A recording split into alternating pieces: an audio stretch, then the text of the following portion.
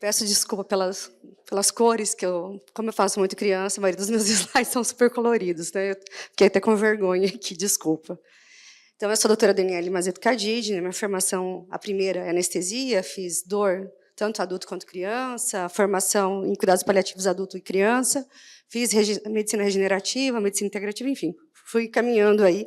Eu falo que a dor é um buraco sem fundo, quanto mais você vai aprendendo, mais você quer saber e você quer cercar todo o conhecimento possível e nadar nele. Não está passando, peraí. Primeiramente, eu tenho que falar que eu tenho conflitos de interesse, né? Hoje eu sou prócto da EVO, da Meditech, faço parte da Simpem, e sou prócto da Cantel Medical, que é da França, do EvoTouch, da RC Medical Trimplan, pelo Sam Reed, que eu vou falar amanhã para vocês. E também sou coordenadora da pós do Kids Dor, na Simpem, que é a antiga Singular, e também coordenadora da pós do Einstein, de dor pediátrica e cuidados paliativos pediátricos. Faço parte de todas essas sociedades aqui, né?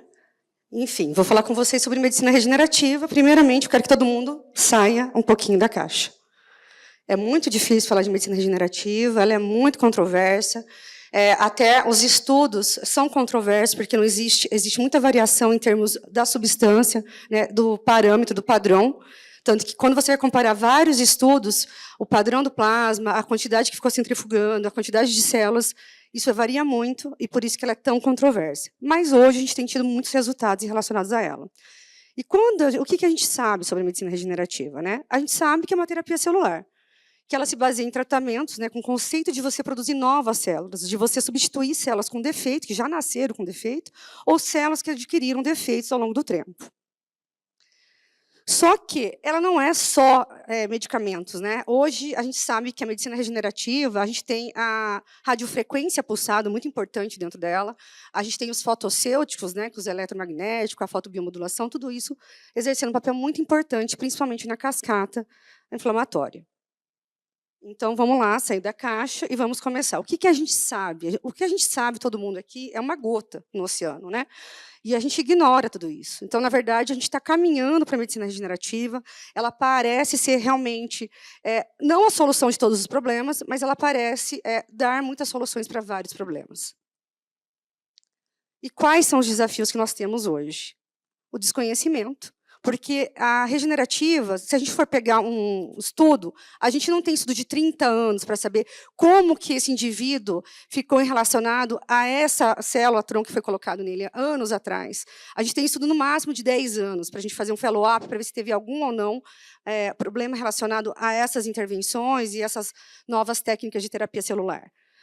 Além do que, a gente tem poucos profissionais que têm essa formação, né? Então, a gente tem falta de formação. Esse é um grande desafio.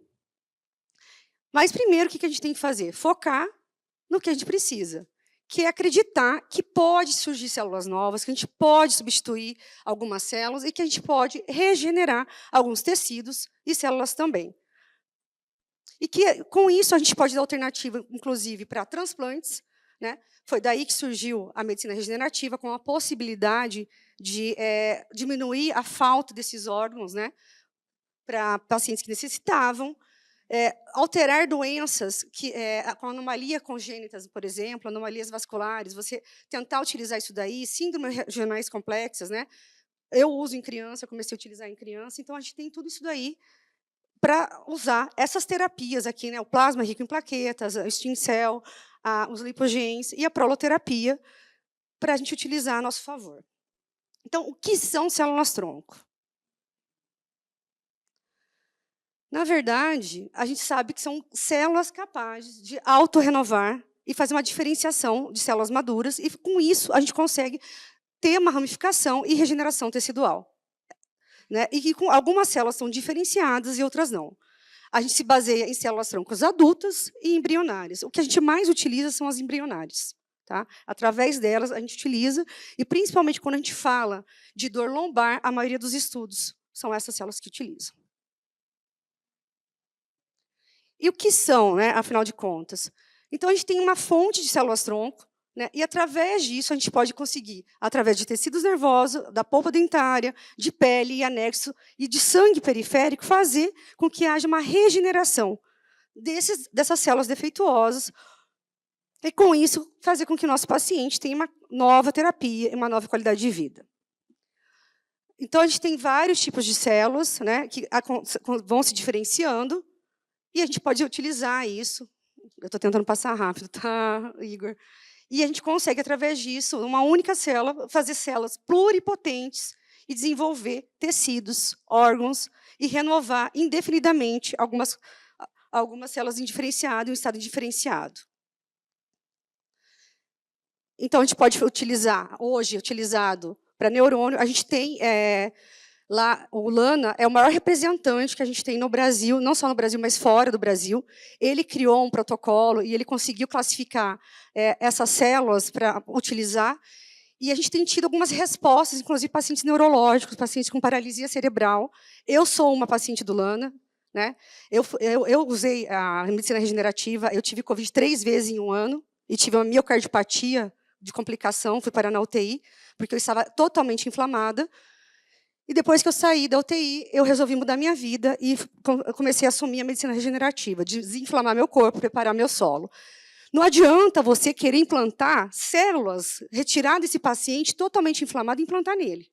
Então, a primeira coisa que se baseia a medicina regenerativa é você preparar o solo. Você tem que pegar esse indivíduo e tratar esse indivíduo, desinflamar ele. E como é que a gente vai desinflamar esse indivíduo?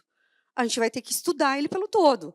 Ver vitamina, ver a questão dele realmente inflamatória. Ele consome muito glúten? Esse indivíduo consome muita lactose? Não adianta nada eu pegar um PRP num paciente que está obeso. Tem um monte de inflamação. Não vai ter resultado.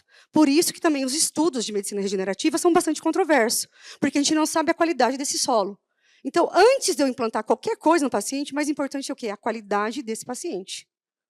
Isso é o mais importante. Então, eu preciso ter um paciente desinflamado para implantar células nele, implantar PRP nele, inclusive e células de gordura, enfim. Qualquer terapia dentro da medicina regenerativa, primeira coisa, você tem que preparar esse indivíduo. Você vai retirar glúten dele, farinha branca, você vai retirar derivados do leite, você vai tirar açúcar, e às vezes, só fazendo esse preparo do solo, você consegue regenerar esse indivíduo. Você consegue ter uma boa resposta. A gente tem vários pacientes lá no Lana que a gente conseguiu melhorar muito só tratando o solo. Tá? E hoje, uma coisa que cresceu muito e vem crescendo, é vertente, é em relação ao nosso intestino. E isso a medicina regenerativa está bastante. Né, de você ter um intestino inflamado, com isso altera a tua absorção de nutrientes, de vitaminas, e isso, consequentemente, te deixa um paciente inflamado. Isso vem uma teoria sobre a fibromialgia, que é um paciente altamente inflamado, e você mudando, fazendo uma dieta anti-inflamatória e um jejum intermitente, você consegue reduzir a inflamação desse paciente e consegue ter uma melhora clínica. Então, a medicina regenerativa ela veio para mudar não só as células, mas mudar a nossa qualidade de vida e mudar a gente como indivíduo. Né? A primeira pessoa que começou a estudar a medicina regenerativa foi essa pessoa aqui, né, que é James Thompson. Ele é o pai, é uma das faces mais reconhecidas dentro da medicina regenerativa. E ele, em 1998, ele isolou em um laboratório linhagem de células-tronco extraídas de embriões humanos. Na época, não sei se vocês lembram, deu maior repercussão isso aqui. Né? Foi para comitê de ética internacional, de que né, poderiam clonar indivíduos, enfim, deu maior repercussão, mas, ao longo do tempo, mostrou-se que isso aqui era necessário e que era bem-vindo. Né? Através disso, teve essa outra pessoa que ganhou o prêmio Nobel, que realmente conseguiu, através de células-tronco, fazer surgir tecidos. Né? E, através disso, fazer com que a gente surgisse, então, a chamada pluripotência induzida.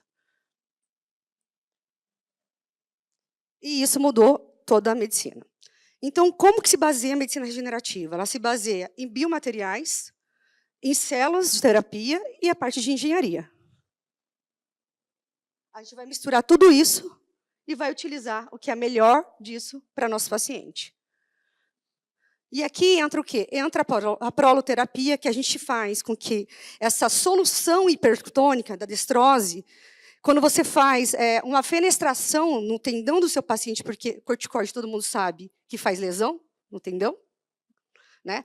Com a destrose, a gente faz essa solução hipertônica. A destrose, você estimula esse paciente a fazer uma cascata inflamatória.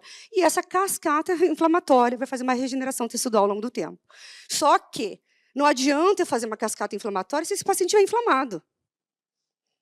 Não adianta. Vai voltar e não vai regenerar com qualidade. Pode regenerar uma parte. Por isso que, às vezes, a gente tem muita falha de tratamento da medicina regenerativa. Porque o pessoal só pensa no implante, no que eu estou colocando. Mas, para eu colocar uma coisa, eu tenho que ter qualidade. E os estudos mostram isso. Tudo que eu coloco dentro do indivíduo, ele tem que tem que ter qualidade. O plasma tem que ter um plasma rico. Ele tem que estar pouco inflamado. Então, isso as pessoas esquecem, a gente tem muita falha. E isso acontece na maioria dos estudos, por isso que a gente não tem um padrão. Fora isso, o que tem que ser feito na medicina regenerativa? A gente tem associado terapias. A gente faz a proloterapia para fenestrar com a destrose, você associa os fotossêuticos, né, o laser, a fotobiomodulação. Com laser, você consegue fazer uma cicatrização do que você fenestrou, e com isso você diminui a inflamação. Depois, no pós-operatório, o edema. E esse paciente consegue, com 5 sessões de fotobiomodulação, já ir pronto para uma reabilitação. Então, você consegue, com a medicina regenerativa, fazer com que esse teu paciente vá reabilitar precocemente. E hoje também a gente tem as ondas eletromagnéticas e a própria radiofrequência, né? A maioria dos estudos, quando a gente fala de radiofrequência pulsada, né? Os Luther, quando foi estudar isso na Holanda, né?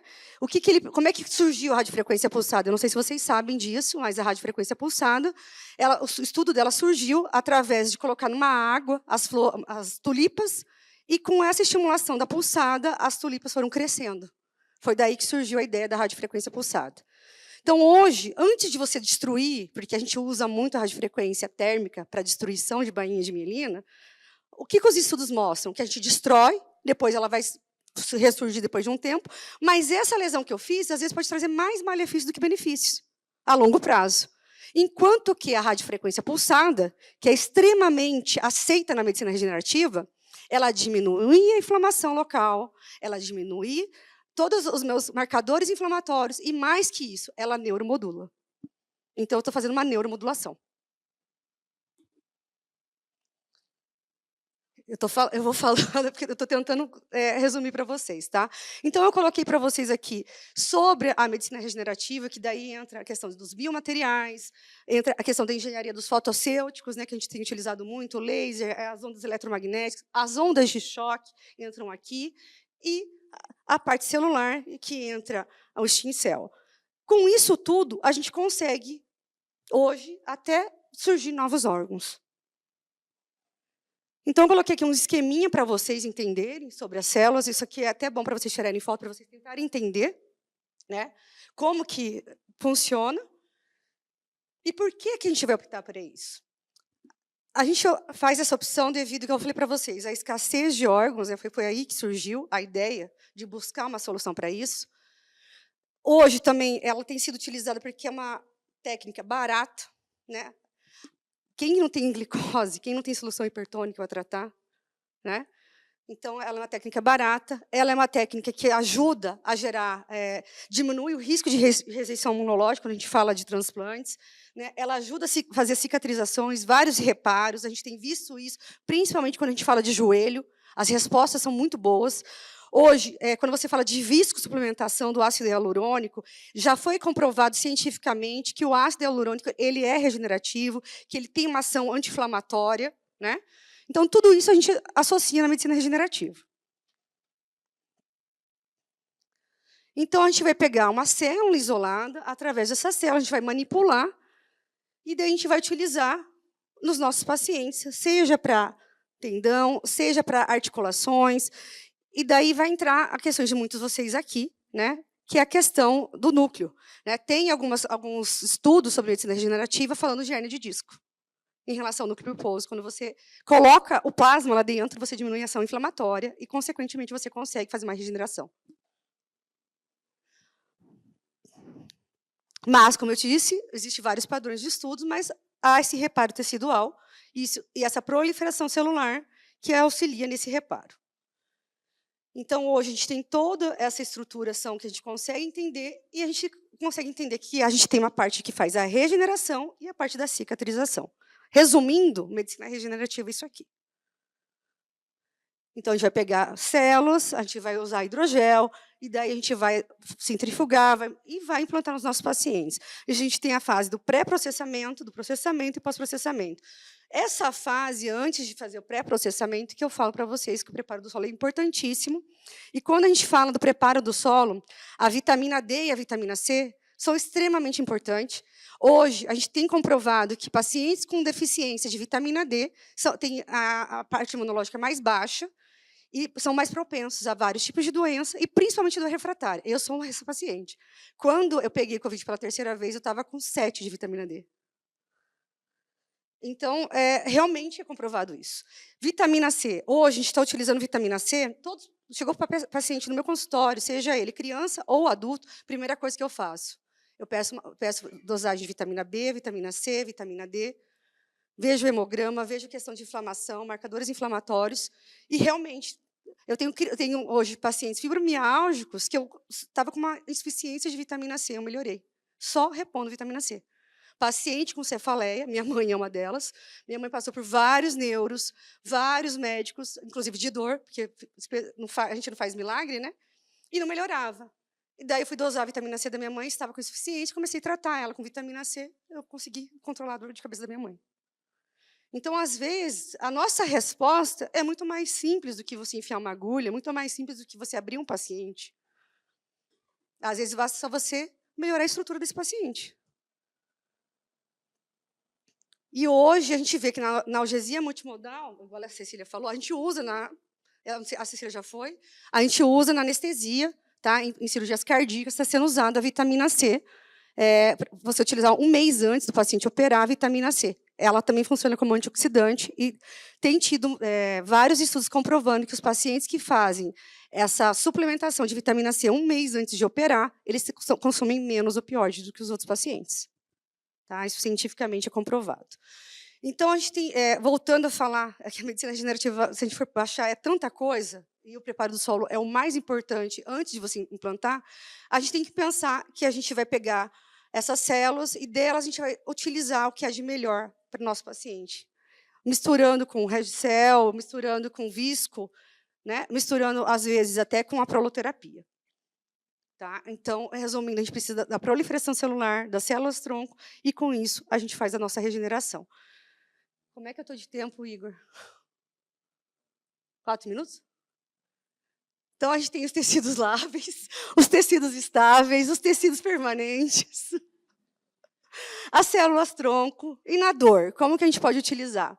Né? A gente pode utilizar, bati bastante com vocês aqui na ômega 3, vitamina C, e o magnésio a gente tem utilizado muito para o relaxamento muscular e também para analgesia multimodal, né? Bloqueando os canais, você consegue auxiliar na dor e melhorar a musculatura, o tônus, a espasticidade de vários pacientes. Na criança, a gente usa muito magnésio, porque a gente é limitado com muito medicamento, então a gente acaba utilizando também para auxiliar. E tudo isso, que eu falei para vocês, são antioxidantes. Né? A gente também, outra coisa que é extremamente importante na medicina regenerativa, quando você vai fazer uma proloterapia, ou você vai fazer um PRP implantar nesse paciente, você não pode usar anti-inflamatório. Porque você vai alterar a cascata inflamatória, o que a gente precisa, para fazer essa regeneração. Então, é aí que eu acho que a maior dificuldade, quando você vai fazer medicina regenerativa, é fazer um paciente que tem dor não usar anti-inflamatório. Falar para ele que durante esse tempo de regeneração tecidual, ele não vai poder consumir isso daí. E os estudos mostram isso. Né? Eu vou tentar passar para vocês algumas opções de tratamento de medicina regenerativa, que é o viscosuplementação, o plasma rico em plaquetas, né? O aspirado de medula, a membrana de colágeno e o transplante autólogo. Todos esses, a gente sabe que essa questão do anti-inflamatório atrapalha, né? A viscosuplementação é muito utilizada, a gente tem muito boa resposta com ela, né? Principalmente quando a gente fala de osteocondrite nos pacientes. Então, a gente tem tido muito resultado com ela. Né? O plasma rico em plaquetas a gente utiliza muito. Né? A gente tem tido muitos resultados, tem tido boas melhoras. Quando a gente fala de funcionalidade, né, de controle de dor, você consegue ter uma boa resposta com plasma rico de plaquetas. O aspirado de medula também tem tido ótimos resultados. Tem sido utilizado também o aspirado em discopatias, né? A gente tem alguns estudos. e a membrana de colágeno para as articulações. Eu vou passar um pouquinho rápido, na verdade, estou tentando resumir para vocês. Mas aqui estão alguns estudos para vocês entenderem que o que a gente está falando não é bobagem. Esse estudo foi publicado agora em 2023. Tá? E ele fala que a medicina regenerativa ela já é uma evidência, apesar de ser muito conflitante, né, por causa dos padrões do PRP que você vai colocar, das células que você consegue gerar, não só dele, mas de todos os outros marcadores, ela ainda é uma boa solução e ela tem se mostrado efetiva. Só que a gente não sabe a longo prazo como é que vai ser isso daqui, né? E muitos desses estudos apresentam resultados conflitantes. Esse aqui é um outro estudo, né? Também falando sobre a medicina regenerativa em termos de joelho. E esse estudo aqui é muito interessante, né? Ele também fala da questão da proliferação celular, de você usar o PRP no núcleo pulposo de pacientes com hérnia de disco que tem ruptura. Tem efeito benéfico quando a gente fala de inflamação, diminui a inflamação, esses pacientes têm um controle melhor da dor, né? Mas, em termos de cicatrização, ainda é duvidosa.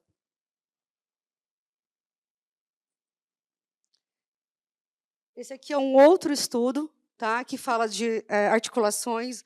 Na verdade, quando a gente fala de medicina regenerativa, o joelho é essa articulação que a gente consegue mais ter resultados quando a gente fala de proloterapia e viscosuplementação, né? Principalmente quando você associa, não na primeira injeção, mas na terceira injeção, quando comparado, você consegue ver, né, que há essa melhora. Então, hoje em dia, vocês podem ver que há vários estudos sobre a medicina regenerativa. Esse aqui é um estudo extremamente importante para vocês que são ortopedistas de coluna, né? E ele fala das implicações a longo prazo desse transplante de células estaminais, que a gente não sabe a segurança, né? A eficácia a longo prazo também, porque existem poucos estudos, mas que a curto prazo você tem uma boa resposta inflamatória e controle álgico do paciente. Mas antes de você se tornar isso aqui um padrão, né, primeiro precisa tornar um padrão a quantidade de célula que você vai injetar dentro desse disco e a qualidade dessas células. Esse aqui é um outro estudo de medicina regenerativa, né, que eles falam da engenharia de tecidos para a coluna vertebral, que a gente tem que considerar as células terminais. E esse estudo que eu achei interessante é que ele fala o seguinte, que além de você utilizar do ser humano, eles falam que teria mais potência as nossas células germinativas, as nossas células embrionárias, se fossem misturadas com células de mamífero, porque elas são mais ricas em proteínas, e com isso a gente teria mais fatores de crescimento e um melhor resultado. Esse aqui é um outro estudo sobre proloterapia, que foi utilizado para pacientes com dor lombar crônica, né? E esse estudo, ele fez uma revisão de vários estudos na literatura, do mecanismo de ação, e eles provaram que teve uma melhoria funcional nos pacientes que foram utilizados essa terapia, principalmente quando se falava de faceta. E esse é um outro estudo sobre biomateriais e medicina regenerativa, né, que o que eles mais batem é que não adianta nada você utilizar tudo isso se seu paciente usar anti-inflamatório. Então, você tem que retirar o anti-inflamatório do seu paciente antes e depois que você for utilizar essa técnica. Mais estudos sobre medicina regenerativa e coluna. Então, concluindo, não sei se eu já passei o tempo, desculpa passar assim rápido, é mais para vocês não vão aprender, é mais para vocês entenderem, né, que é uma coisa que já está aí, que vai evoluir, graças a Deus, né? Mas é um campo que promete regenerar tecidos, né, danificados. Se a gente já nasceu com ele, ou ao longo dos anos a gente acabou tendo esses tecidos danificados. Não é uma realidade distante, felizmente. É um tratamento barato, né? Mas a gente precisa do quê? Mais pesquisas, né? Mas a gente sabe que os pacientes vão se beneficiar nisso. Hoje está sendo utilizado dentro da dermatologia também, para feridas a gente está utilizando isso, devido aos fibroblastos. Está sendo utilizado para a parte capilar, eles estão usando a dermatologia também. Para a pele está sendo utilizado. Então, hoje, a medicina regenerativa está invadindo tudo. E quando a gente fala de equipe multidisciplinar, dentro da fisioterapia, entra a medicina regenerativa, extremamente importante, que seriam os fotossêuticos. As ondas, né, a ultrassom com onda, a fotobimodulação, tanto de alta potência quanto baixa potência, os lasers, e as ondas eletromagnéticas também. Tá? Então, mas o mais importante de tudo isso não adianta eu querer fazer regeneração tardia. Quanto mais cedo o diagnóstico, quanto mais cedo a medicina regenerativa, melhor as respostas. Então, resumindo, o que a gente precisa saber? O que indicar?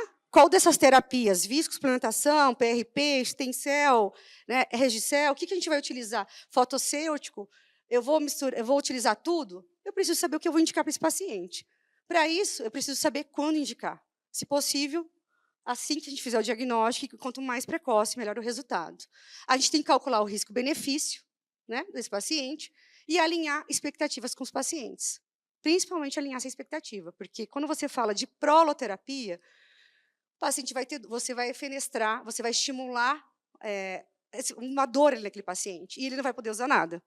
Então, você tem que alinhar isso com o teu paciente, senão ele vai sair te xingando depois do procedimento e vai falar, aquele médico, né, falou que eu ia melhorar, estou aqui com uma dor pior do que eu estava antes, e depois de 3 meses, esse paciente melhora, está pulando, e daí ele está achando que foi outra coisa, e, na verdade, foi aquele tratamento que você fez 3 meses antes.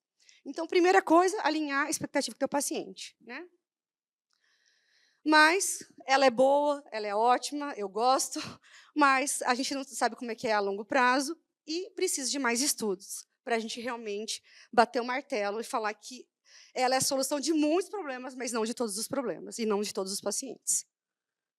Tá? Então, não existe coisas incuráveis, só existe coisas às quais o homem ainda não encontrou a cura. E, para mim, a medicina regenerativa é isso. Muito obrigada. Esses aqui são os amores da minha vida, Valentina e Vitória, meus sobrinhos. E eu agradeço por estar aqui. Obrigada.